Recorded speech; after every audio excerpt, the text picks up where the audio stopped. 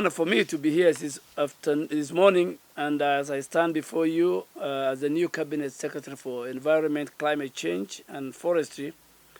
First, I want to extend my heartfelt gratitude to everyone who has been part and parcel of this transition. It's a very privilege to take over from Honorable Soipan, whose leadership in this ministry has been very exemplary. I have worked with her. I know her capacity both when she was in Parliament with me as one of our speakers panel. But as I promised during my vetting process, climate change will remain a major focus for me. Climate change is not merely an environmental issue, but it is the most serious challenge that humanity faces today. Its impacts are profound, it's far-reaching, and is deeply personal to all of us. Here in Kenya, we have experienced harsh realities of the climate change. You have seen the prolonged droughts of the past 2 years, followed by the very destructive floods, which brought very devastating losses of lives and livelihood. They have destroyed properties and infrastructure and public institutions, and despite our contribution to the global emission being less than 0.3%, and Kenya is among one of the most vulnerable nations. So our climate change are both severe and are very urgent. And under the leadership of my predecessor, Honorable Soipan Tuya, Kenya has made a very significant contribution. Our efforts in climate change mitigation and adaptation have been commendable. The National Determined Contribution NDCs and other strategies have propelled us forward in promoting renewable energy, advancing tree planting initiatives, and strengthening climate resilience. These achievements have laid a very solid foundation for our continued progress.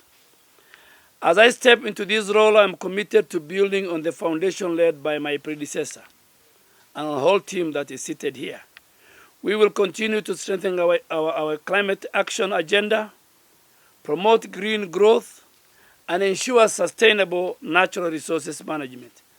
Our ministry will support effective coordination of climate action by all actors, including government, the private sector, the civil society organizations, and our donor community. We will mobilize climate finance from diverse sources, and we will channel them to support our own initiatives. Climate change is a global challenge that demands international cooperation, and my ministry will champion active international engagement, advocating for developed countries to fulfill their obligation, and it is imperative that global emissions are reduced and that financial, technological, and capacity building support is provided in line with international commitments. Kenya is already a leader in the international climate negotiation. With His Excellency the President serving as the chair of the Committee of African Heads of State and Government on Climate Change, we also hold the chairmanship of the Technical African Group of Climate Negotiators. I will ensure that Kenya continues to play a very strong role in advocating for climate action on the global stage, securing fair and equitable outcomes for Africa. For instance, this week from August the 12th to the 16th, Nairobi is hosting a very crucial meeting of the Africa Group of Negotiators and other African institutions. The gathering will focus on developing a unified African position for COP29, which will take place in November in Baku, Azerbaijan. And key areas of discussion will include climate finance, adaptation, carbon markets, and the full implementation of Article 6 of the Paris Convention. Under my leadership, the Ministry of Environment will remain at the forefront of the climate change agenda. And I call upon all our staff, stakeholders, government bodies, private sector, civil society, and individual citizens to join us in this very, very important collective effort. Together we can secure a sustainable and a climate resilient future for Kenya, for Africa, and for the world. Turning to our key priorities for forestry development, we will advance the following key areas. The implementation of the 15 billion tree growing program, through the National Landscape and Ecosystem Restoration Strategy. We have already grown over 400 million trees. We will continue this ambitious effort to restore our ecosystems. We will have a program of conservation and management of our ecosystem. We will focus on conserving and protecting our 2.6 million hectares of public forest through social and physical financing. The development of our agroforestry and commercial forestry will be a key priority under my leadership. We will strengthen and give them a better role, community and the private sector participation, engaging communities and the private sector in forestry efforts, and we will enhance forest sector good governance. We will implement the institutional reforms to improve governance in the forest sector. We will involve and innovate resource mobilization. We will explore innovative solutions such as carbon markets and payments for ecosystem services to enhance our resource mobilization. When we come to our environment, waste management, pollution, enforcement, I am one person who knows all the laws that this ministry is dealing with. When I was the leader of majority, I participated in the enactment of all these laws. They have my signature if you go back to history to parliament, whether it is the Environmental Management Coordination Act, whether it is the Forestry Conservation Act, name it, all the regulations. And I'm sure as we speak today, we have many regulations lying at various stages in parliament in making sure that the regulations which are at the AG's office are fast-tracked, and working together with county governments, we must make our cities clean. We must introduce a system where every month we are in one city, working with the county governments, council of governors led by the chair, to make sure that we restore back the dignity. Environment is very key. It's in the preamble of our constitution. It's not even an article. It is in the preamble that we must protect and preserve the heritage of our environment for now and for the future generations. Nairobi is the capital city of environment. It's the capital city of the environmental world. That is why you have UNEP here and UN Habitat.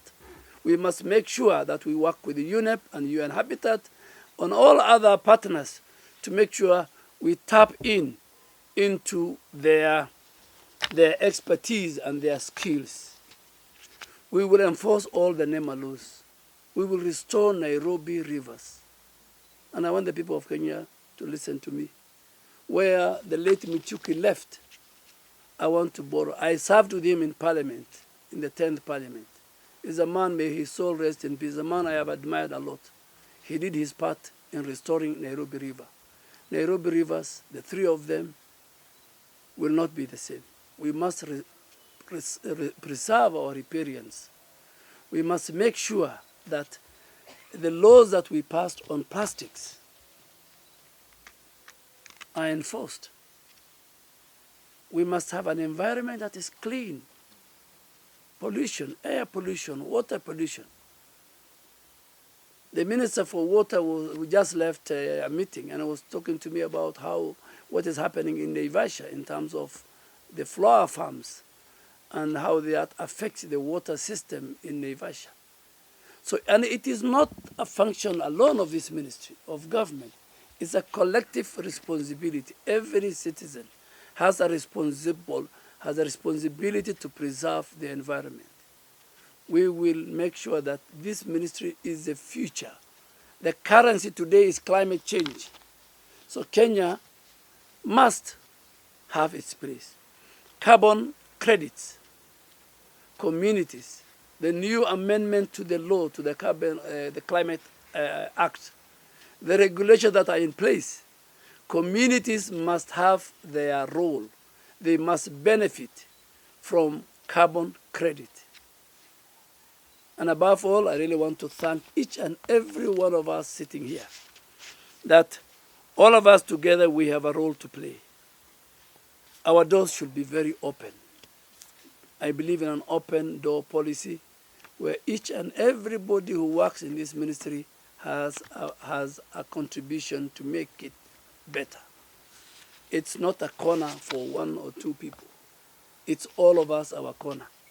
So, Waziri, thank you very much. I'm sure you used to have a lot of problems with the ministers in cabinet when it comes to tree planting. And the days, I can tell you for free that with the men in uniform from Kenya Forest, we will make sure that we will reclaim. And finally, we will reclaim all our forest. If you have an idea, if you have an iota of a dream that you want to grab forest land, please you look for another minister when he comes here. As long as I'm here, I will protect the forest. We will protect our wetlands. We have over 11,000 wetlands. We will protect them. We will introduce technology to make sure that even planting trees, we will introduce where even we give our citizens fruit trees to plant. This must be a citizen-driven.